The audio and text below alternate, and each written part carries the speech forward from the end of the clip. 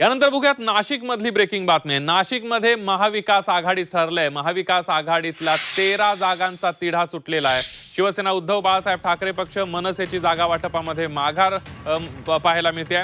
शिवसेना उद्धव बाळासाहेब ठाकरे आणि मनसेनं औदार्य दाखवल्याची माहिती आहे. अखेर महाविकास आघाडीमध्ये समझोता झालाय.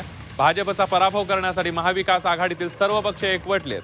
रखडलेल्या 13 जागांचा तिढाही सुटल्याची माहिती सूत्रांनी दिली आहे. शरद पवारांची राष्ट्रवादी आणि काँग्रेसला वाढवून जागा देण्यात आलेल्या आहेत. उद्धव बाळासाहेब ठाकरे पक्ष आणि मनसेनं औदार्य दाखवत ही एकी टिकवल्याची ही चर्चा सुरू झालेली आहे.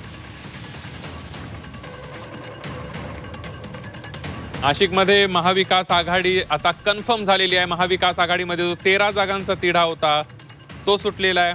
अधिक माहितीसाठी जाऊया थेट नाशिकला. आपले प्रतिनिधी योगेश खरे आपल्या सोबत आहेत. योगेश, एकूणच महाविकास आघाडीमध्ये जो गेल्या 4 दिवसापासून एक जागा वाटपाचा अडकलेला होता, तिढा झाला होता, तो आता सुटलेला आहे.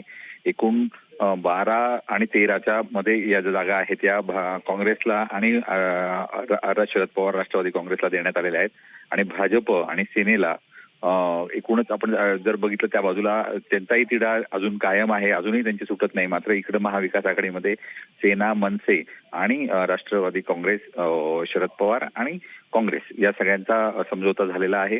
एकूण 13 जागा अशा वाढवून देण्यात आलेल्या आहे. 9 जागा त्यांना देण्यात आल्या होत्या आणि उर्वरित जागा ज्या आहेत ते सेना आणि मनसे या वाटून घेणार आहेत. त्यामुळे एकूणच समझोता झाल्यामुळे आता लवकरच महाविकास आघाडी एकत्रितपणे भाजपच्या विरोधामध्ये लढेल असं चित्र आपल्याला दिसून येतं.